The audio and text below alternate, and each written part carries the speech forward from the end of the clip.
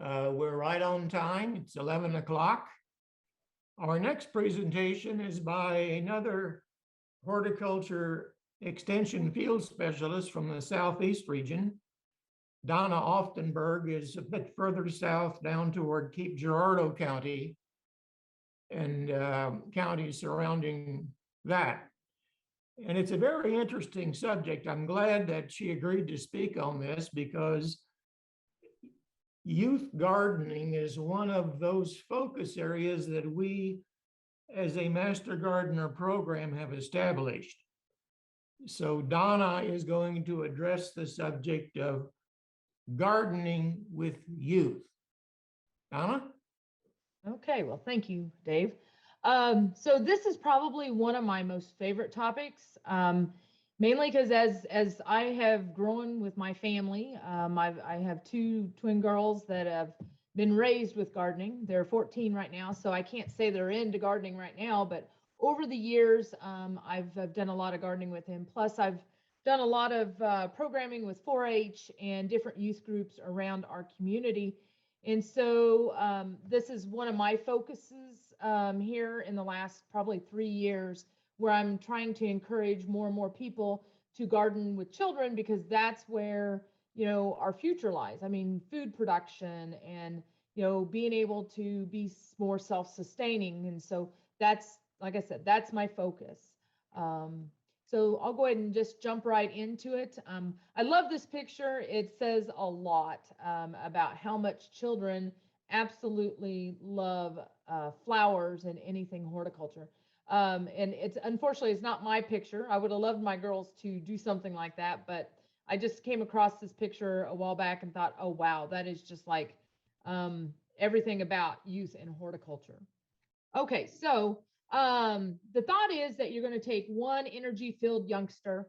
You're going to give them seed, shovel, a bunch of dirt, and going to sprinkle a bunch of fresh air and sunshine, and you get one happy child.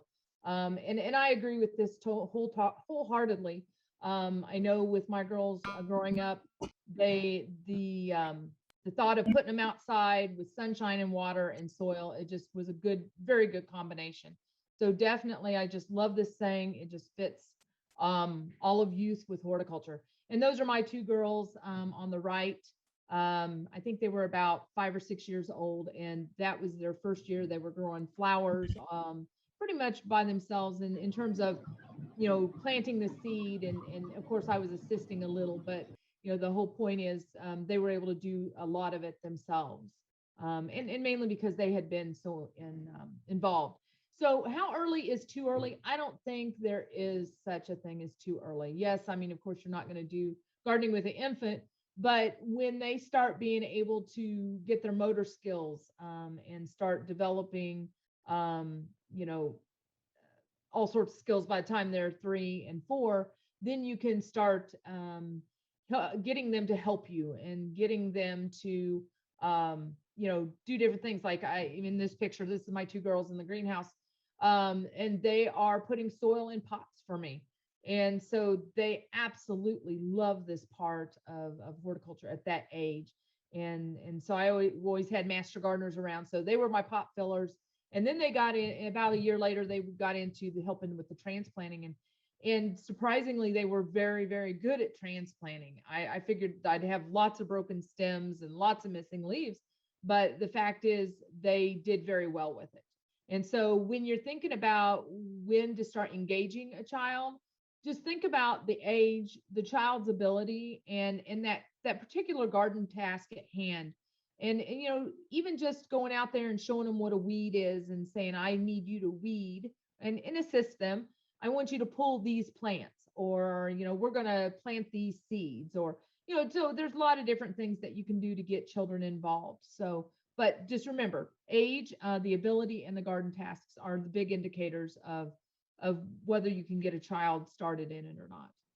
So how do we attract the children to the garden? And so that's one thing I really focus on is start them early. Don't wait until they're 6 or 7. You want to get in there a lot earlier than that, because in our world, technology is so big right now. I think about my girls all the time and how drawn they are to that tablet, to that phone, to that computer. And so the earlier we can get them distracted from that kind of entertainment and get them pushed outdoors into the soil and into the sunshine, that's what's going to help keep horticulture in their lives for longer. Like I said, they're 14 now, and they don't seem to have much of an interest now, but up until about a couple of years ago, they were right there with me through it all. Keep things new and refreshing. We all suffer from, boredom when it comes to the same repetitive task all the time. And so try to change things often with children, and that way they find it more fresh and exciting. And build that enthusiasm. And we'll talk about some of the different ways you can build that enthusiasm. And the big thing, and I'll talk about this probably several times throughout, is don't stress over the little things. That's the big thing. If a child sees you in a stressful situation, they're going to be stressed every time they think about gardening. So, if they accidentally pull a plant, oh well. If they accidentally do something wrong, just go with the flow of things and don't stress over the little things. So lots of different options that you can get the children involved in. There's always the traditional garden beds. I mean, that's always an option. I find those a little intimidating when it comes to children. So I always try to think a little smaller. So then that would mean that you're going to be looking at maybe a raised bed or a container garden. The other option I like is edible landscaping. So, so you don't have enough room to put in a row of blueberries. Well, incorporate it in your landscape. You don't have room for a tomato plant, incorporate it. So incorporate it into what you already have. And that in itself will go a long way into teaching children gardening and vegetables and fruits. Flower gardens, flowers, you can never go wrong with flowers with kids.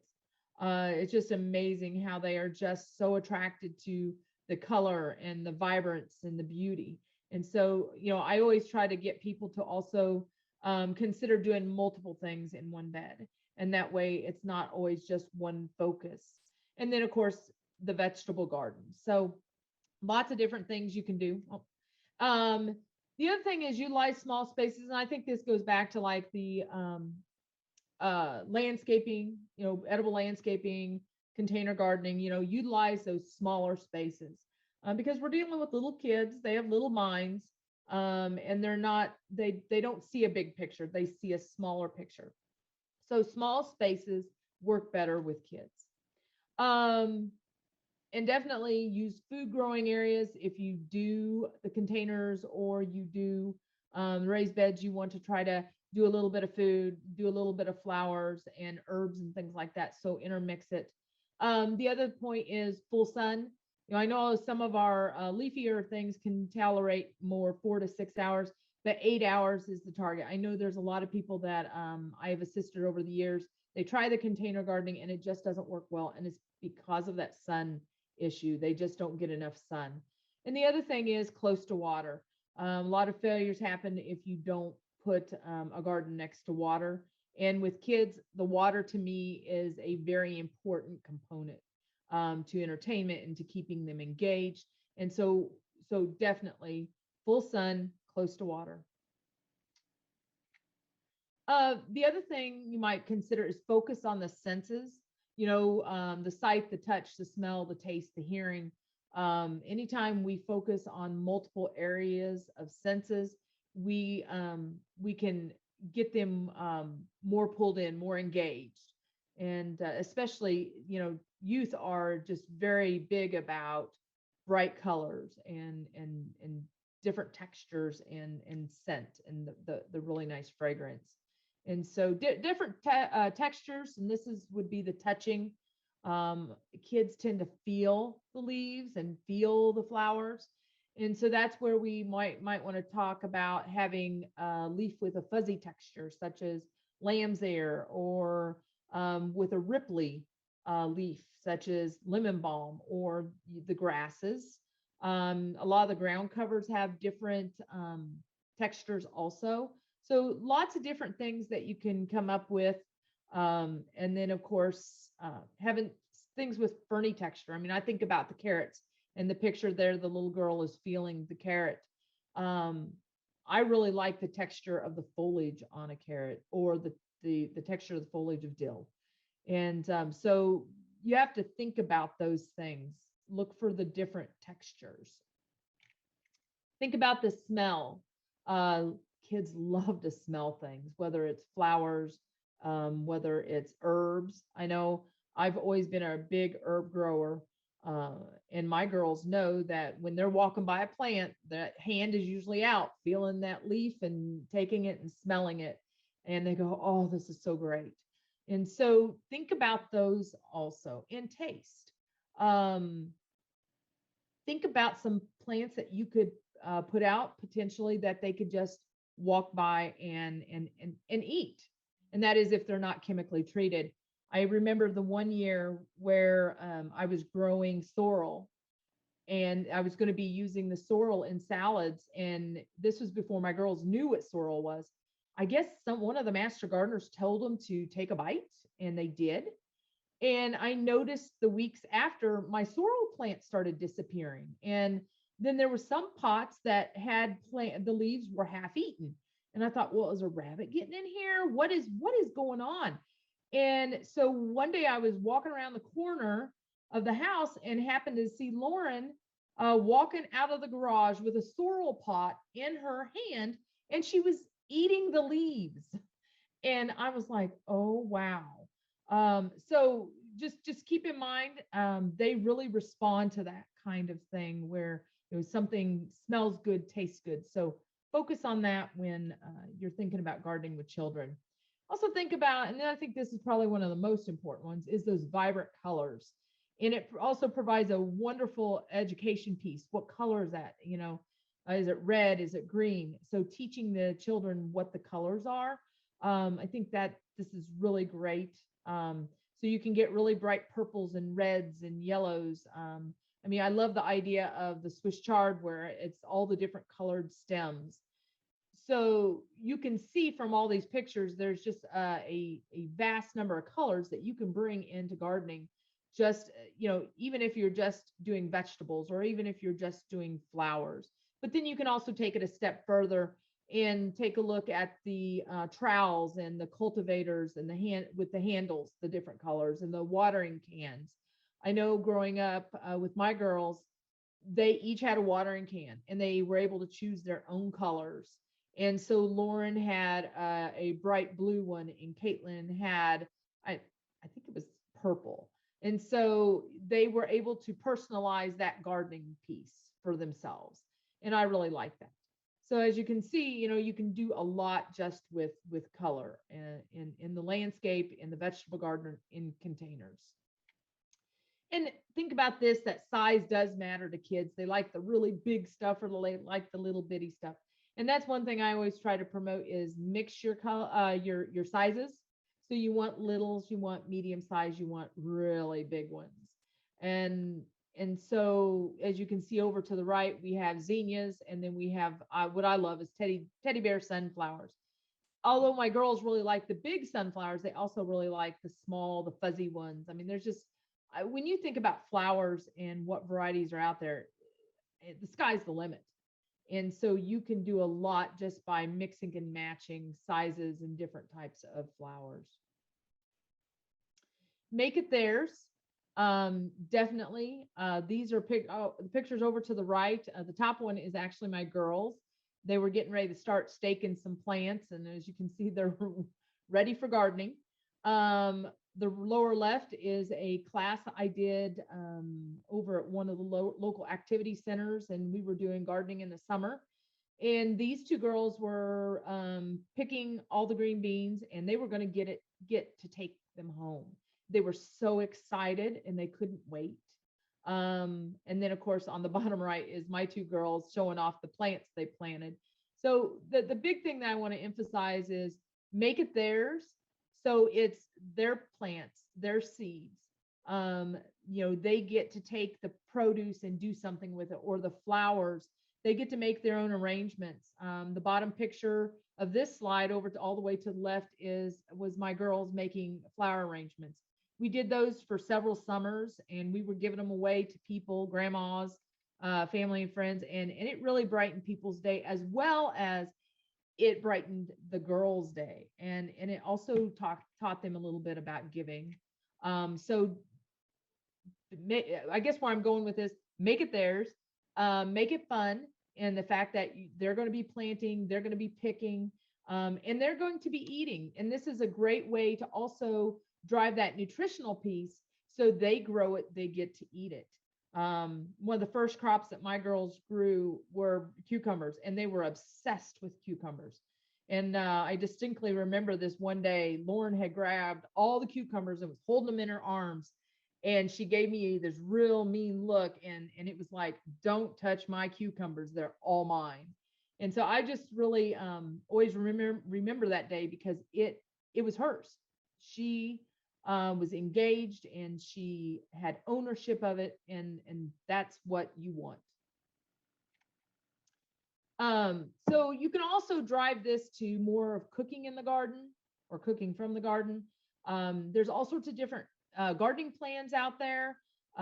Pizza gardens, salsa gardens, spaghetti gardens, three sister gardens. These different garden themes, you can actually drive it from the beginning to the end. So you're planting all these components that you would use in pizza, minus the meat and the cheese, but you're going to be growing the peppers, you're going to be growing the tomatoes, you're going to be growing the onions. So then you take that, you process it, and you actually make pizzas out of it. Salsa the same way. You grow it, you process it, you eat it. And so I really like the theme gardens. There are a lot of different guides out there where you can figure out what to plant, and on spacing and design. And so if you want any of that information, let me know, and I can point you in the correct direction. So this is a picture. This is when my girls were a couple years old, and we had them out in the garden at that point, and it was about picking peppers, picking green beans. Even though they didn't pick a lot, they still they were still engaged. They still were able to get out there and join in on the family fun. Okay, so this is just an example, and I would call these the pizza, the salsa, spaghetti, and three sisters. They're still all theme gardens, but these are more focused on, following it through to a finished cooked product. But there are always other themes that you can get into. And this is a wheel garden that has planted, it has herbs in it. But you could also use this same design even for like a pizza garden, a salsa garden, things like that. And that's just what I wanted to focus on this in this slide, that you can actually take these designs and actually tweak them to do one of the other systems. I think this was supposed to be up with one of the other slides, but that's okay. We'll go with it. Don't forget, along with those bright flowers, you can also do bright vegetables. And if you pick up some of the newer catalogs and flip through them, it is amazing what you can find. Now, I do like some of the heirloom varieties a little bit better. I know there are a couple of places you can get the heirlooms that we have the bright colors, and I love the purple carrots, the red carrots, orange carrots. I just love that idea. But just keep in mind, shop around on the online, shop around in the catalogs, and find some of those bright colors. I even like the colored potatoes. My girls really like the purple mashed potatoes. At first it was like, oh, I'm not eating those. But once they realized they still tasted like potatoes, they were right there with it. And so just be aware that with the bright colored flowers, you can also do the bright colored produce. You can also, this could be a theme where you attract the wildlife to your garden, whether that be you're attracting the butterflies, the hummingbirds, goldfinches, or the pollinators. I mean, even the larvae to the to the pollinators, such as the monarchs. So just keep that in mind. That can also be a theme. And once again, here I am talking about butterflies. So there's a couple different ways that you can look at pollinators. You can plant for the pollinators themselves, such as butterflies. Or you can, I'm sorry, I'm getting out of order here. But or you can focus more on the bees. You can focus more on even the having the food sources for the butterflies. That's where I'm trying to go. But with the butterfly gardening, you want to definitely provide specific flowers that you know will bring in the butterflies. And so not every butterfly is receptive to every flower. And I really, really encourage people that if you're going to do the flower gardening, make sure that you're getting plants. If you're growing them yourself, that's great. But if you're going to be buying them, make sure they have not been treated with an insecticide that would affect the pollinators. And that goes back to asking questions and how they were growing. I'm almost to the point where I don't buy much. I grow most of them myself. That way I know for sure that I'm not affecting my pollinators. But basically you're going to be providing flowers for adult butterflies. So you want to choose varieties that are long blooming. And so black-eyed Susan, echinacea, you can have those. And then of course, then you can throw in some of the annuals that are longer blooming, things like the zinnias, most definitely. You can have Mexican sunflower, Trithonia. Those will work too. The other thing is if you want to prolong keeping the butterflies around or helping to feed the caterpillars, then you will want to provide those host plants. And those are things like the parsley, the dill, the butterfly weed. Definitely the butterfly weed and the milkweeds are for the monarchs, and then the parsley and dill are for the swallowtails. These are some of the different butterflies that you can attract. Once again, all of them have different host plants. All of them are attracted to different flowers. So just keep that in mind. You can get that diversity, but you also have to think about the diversity of what you're planting for the butterflies as well as the larvae. And so a good way to find out what to plant, Missouri Department of Conservation has some great guides on which butterflies you can attract and what you need. And then we also have a few publications that can help out as well. These are just some examples of different flowers that you can use. We have annual phlox, we have dianthus, we have Shasta daisies. I even brought up the fact that echinacea, bee balm, just you can do all sorts of different plants. And a lot of you will say, well, why is coleus in this picture? Well, if you let coleus go to bloom, it is a pollinator plant. A lot of people will snip off the blooms, but I don't. I leave them, and they end up bringing in quite a few pollinators. Sunflowers, snapdragons, black-eyed Susans are over to the right. If I guess I should be indicating where they are. Over to the lower left is fall aster, and I will tell you that this is aromatic aster. The aromatic aster is probably one of the #1 pollinator attracting plants that we can find later in the year. So I urge everybody to try those. And then of course, marigolds bring in a lot of pollinators. Zinnias are top left, top right is cosmos, bottom left is echinacea, and bottom right is the butterfly weed. All these would definitely go a long way in attracting butterflies. Also with kids, you also have to think about the non-plant items. Think about concrete statues, think about metalworks. And when I say metalworks, it's like the metal sun over to the right. So anything like whirligigs, anything that's metal that, will add attractiveness that kids respond to. Any type of trellising, little garden gnomes, they love those. Unique walkways, unique hardscapes, and that way the kids really get into it. It's more of a attractive area they can go and enjoy. The other thing I've really enjoyed with my girls was plant labels, and I just threw some different pictures from different websites up here as examples. But you could do anything for labels. So it can be painting sticks, and it can double as a craft. And if the children in 4-H, it can even double as a 4-H project. And that's what I really like. So you could be doing painting them. You can put designs on them.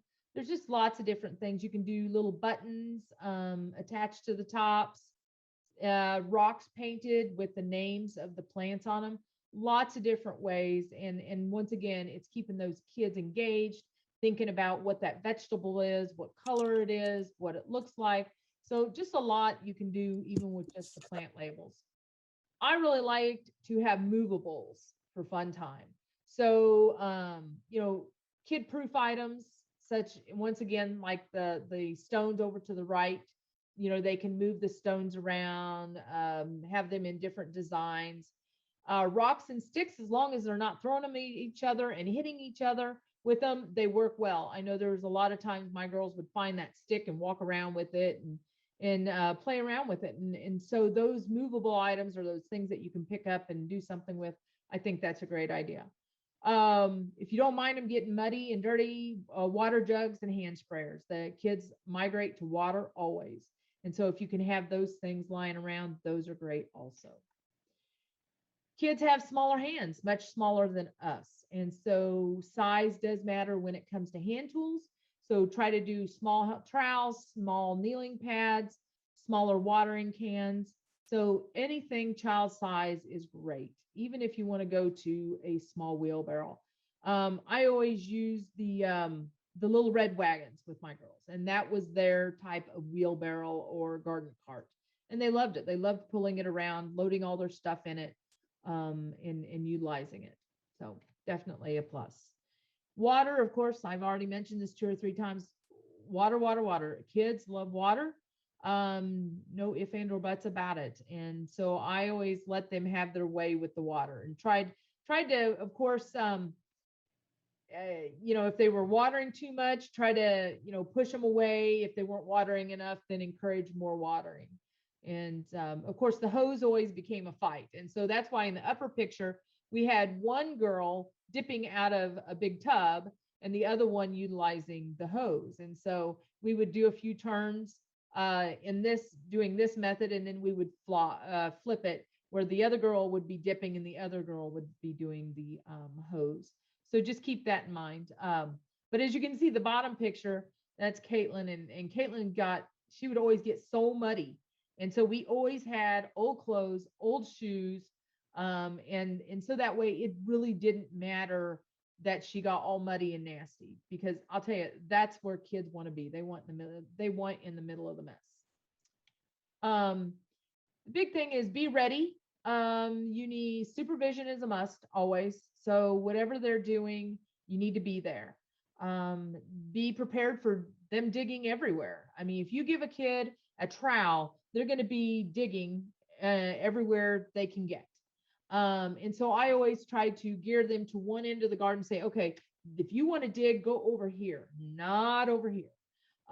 Be prepared for them to pull a good plant. There was several times that I turned around and they had pulled right out the pepper right out of the ground after it was just planted last week. And so just be prepared. And then of course the watering issue, but that's minimal. And then kids that get so excited, and that's what was my two. They couldn't wait to get out there and get going. And so it was always, okay, girls, calm down. We'll get there.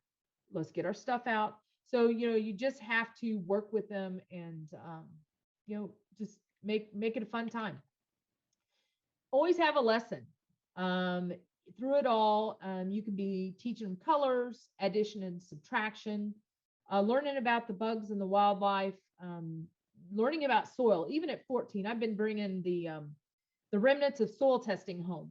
And I was having them dump it on an old strawberry bed that we were renovating. And it was amazing. Caitlin finally looked up at me and she goes, Mom, why is some of this soil light brown and some of it dark brown? And why is some of it clumpy and some of it real, fine? And so we got into the discussion about soil and how not all soils are equal. And there's a good soil and there's also a not so good soil. And so it always provides a great discussion anytime you can get them out into the garden. Anything you want to teach them about plants. If you have we're all plant people here, so everybody's always got favorites. And so if you love roses, it gives them an opportunity to learn about roses. If you love herbs, it gives them an opportunity to learn about anything that you have a passion about. And then also about the nutrition. So if you're growing all the spinach, you can take that spinach and go inside and make some of the nutritional slushies or smoothies that have the spinach in it. And so there's just a lot of different components that you can do in a garden that leads to a lesson. Here are some different projects that I have done over the years with different kids. The big thing is avoid overwhelming. So if you can make it more simplistic, the better it's going to be on you, the better it's going to be on the children. And so always start small, simple and small. And I just put a couple examples up here right now. You can order any size raised bed. I know lumber is expensive right now, but you can also get the composite material that will last for years. So, if you want to start with a small 4x4 bed, it's a great size. I bought these oil pans. They're about, I'd say about 4 inches deep, and they're probably about 15 inches in diameter. And they make great salad boxes. And so you wouldn't even have to do much to go ahead and plant lettuce and spinach, and just some different things that can have that shallow root system. And so these are just some good examples of what you can do for planting with kids. Another project that I've done that kids seem to really respond to is fairy gardening. And it's because you're doing it in a shallow pan, you're doing everything on miniature. You can buy miniature plants, miniature figurines, and it's an indoor project. So most of these are house plants. So very easy care, very low maintenance. A lot of the little miniatures that you're putting in are waterproof, so you can water around it. You can also do the craft stuff with it. This is one of my daughters, and she is actually building something with the craft sticks. As you can see in the picture, she's already built a little bridge. So there's just a lot of different craft and different lessons and things that you can put into these lessons, into these projects. Unique planters. All kids love this idea. An old truck that they don't use anymore, planting in the bed of it, using an old wagon, even one of their old pair of shoes. They would love that. All the way over to the left is where they have recycled plastic detergent bottles and water bottles, soda bottles. Awesome ways to do. Now, just keep in mind, plants tend to outgrow this very, very fast. And so you may have to have a backup plan for doing something like this. We really got into the seed tapes or mats several years ago. And this is where you're taking seeds and gluing them to newsprint or paper towels or toilet paper. And the thought is you're doing this in winter, you roll them up after they've dried, store them. And then when we get to spring, all you're doing is making a trench, laying down the papers, and then you cover them up and the seeds will germinate. It's a real easy project to do with kids, even really small kids, because all the glue is flour and water. And I do have a guide that found on MU website that's easy to follow to do this project. Another one, and this might be for older kids, is a flower press.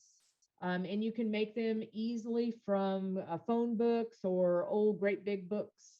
I have a little bitty flower press. I actually bought them, and it's exciting, especially if they want to preserve some of those memories from the garden so they can press some of the flowers.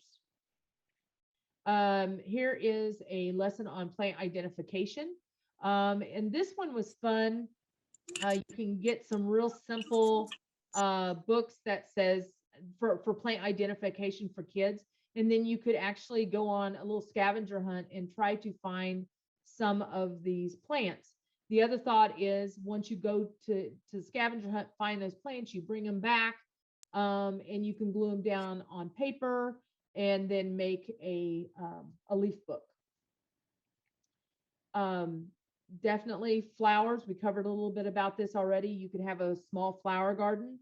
The thought would be to bring in the butterflies, you need about 100 square feet, which is about a 10 by 10 area. And it doesn't have to be all in one spot. It can be in several different spots, but altogether it's 100 square foot. But once again, we talked about some of these flowers being highly attractive for butterflies. And that is one thing we've always had on the edge of our garden is a large row. It's usually about 30 to 40 feet long of nothing but zinnias. And it's always been our where we get the majority of our flowers that we do anything with. We talked about the caterpillars, but you could do a bed just focused on bringing in those caterpillars. And there are so many milkweeds that you can get and bring in. Dill and parsley, same way, highly attractant to caterpillars. You can do seed starting with children many different ways. I know people that just use the old egg cartons to do seed starting. It works. Or you can do the cell packs. The one on the lower right, to demonstrate germination, they've put the seed in wet paper towels with the seed exposed to the plastic so they can see what happens when a seed germinates so that it puts down its root system and then the top grows. And so this is pretty easy. Containers, seeds, water, light, and warmth. That's what you need. And once again, we do have a guide on that, and I will share that here in a few minutes. And then you can do all sorts of arranging lessons, and really when we started doing flower arranging, they were really rough looking. So it took a while for the girls to understand that you got to do a combination of things. You got to pick flowers with longer stems. You got to make sure all the flowers are present. It's not all about just using flowers. It's also about using greenery and leaves and different things. And so the whole thought behind this, it gives them the basics of flower gardening as well as flower arranging. And honestly, Grandma never cared what the vases looked like. It was always about what the girls were giving them and definitely encouraging them to do more.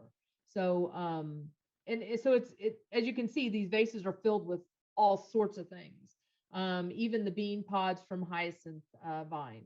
And so you can do all sorts of things with the kids, and it's always good to have them be creative. Here is one that I always thought was neat. I never made it to doing this, but I really think it would be a neat project, and that would be the bean teepee.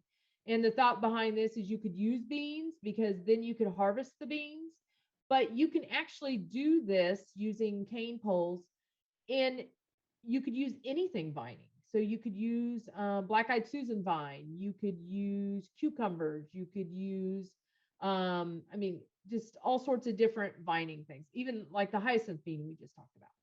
So just keep that in mind. Lots of different projects out there for kids to do. Plant a giant. This is awesome. I just judged at the fair yesterday, and they had 5 different giant pumpkins.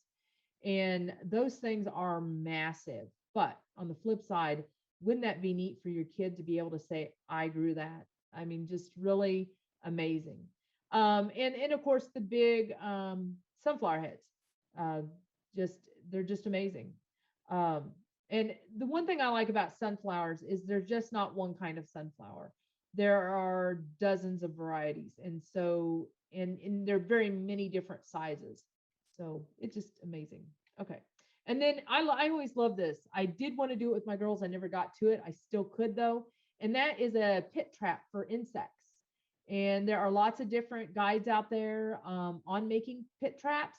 But the thought would be that this would teach them about the life that is at ground level versus what we're seeing in the air versus what we see out our back door. We get to see the life that's going on in the garden.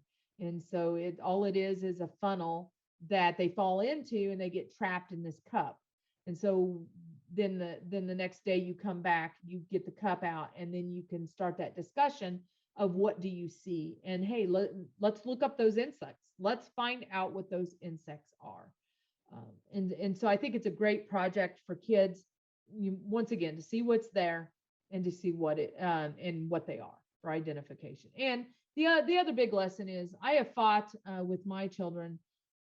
They think that all insects are bad. They've thought that for a long time, even though I've taken them out from the time they were little and on up. They've had this fear of insects. And so we've had a time overcoming that. And I think this project would have helped a lot into discussing what it is, what they feed on, and are they a danger to us? So I think this also encourages kids to be more wildlife oriented. This is one project I think that is just, I think everybody should engage in, and that's vermicomposting. And once again, it falls right into gardening, because when you're out there and you're having to discard plants, like in the vegetables, you can throw them in the vermicomposting bin, and then the kids can see the breakdown from whole pieces of plant down to a composted type material. And then it also opens up that opportunity to discuss nutrients and what's in the product that the earthworms or the redworms are producing. And so I just think that it's a great way to also engage them once again, one more step. So these are the and I think I've already said this, but I'm going to say it again. Keep it simple, keep it enjoyable for all. Let them get dirty, and don't make it stressful, and sit back and enjoy. And that's what we have tried to do. I sometimes I would get a little uptight about things, but then I would have to say, nope, let's go with it. I don't want to discourage them from gardening. I want to keep them moving forward.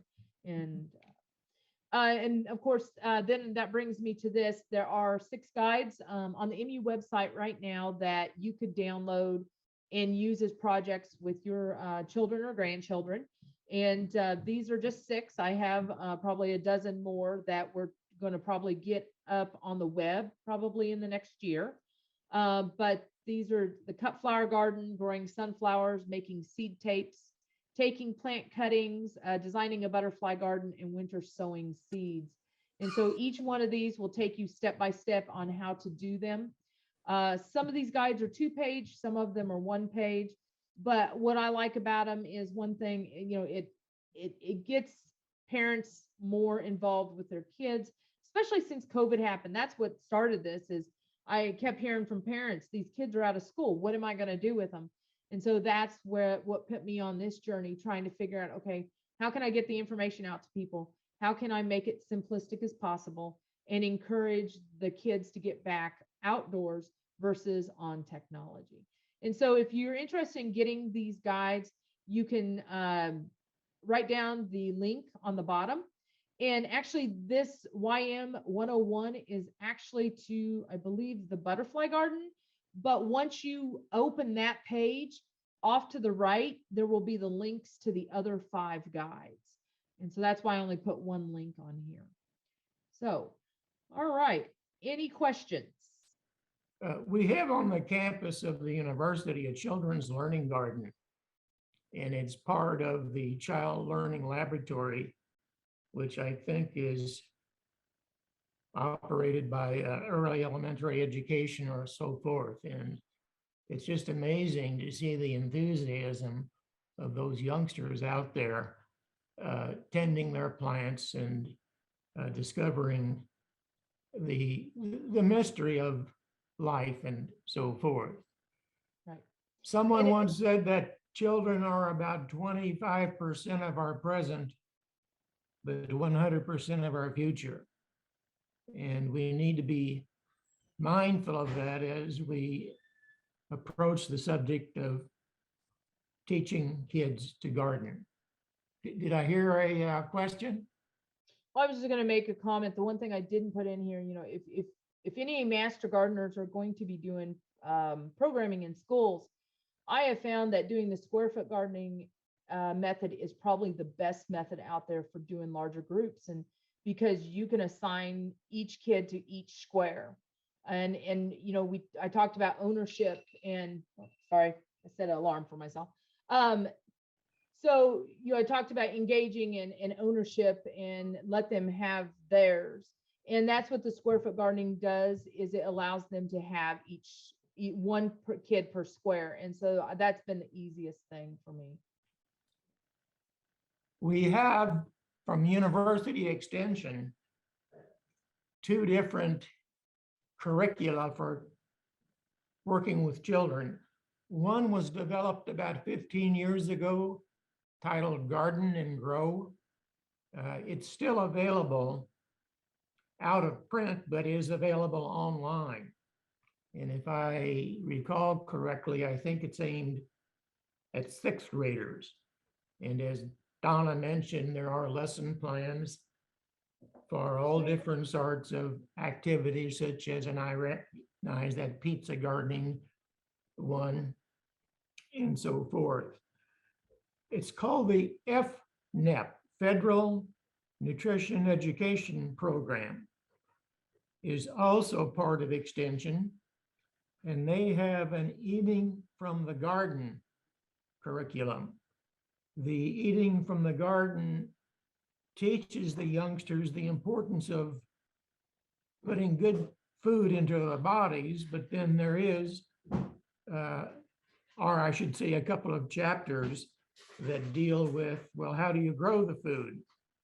And that is becoming very popular. I think if anybody wants to start either a garden and grow or eating from the garden, just get in touch with your local master gardening coordinator. I'd be willing to bet that most schools would love to have master gardeners come in and teach lessons on gardening. A problem arises, though, that much of the school year, the weather outside is not hospitable for growing plants, but nonetheless, a lot can be done in the fall and again in late spring. Aside from that, there are other states willing to share with you their curricula as far as teaching youngsters how to garden. And it's just something that, again, we as an Extension Master Gardener program have made a high priority as far as conducting program in this area.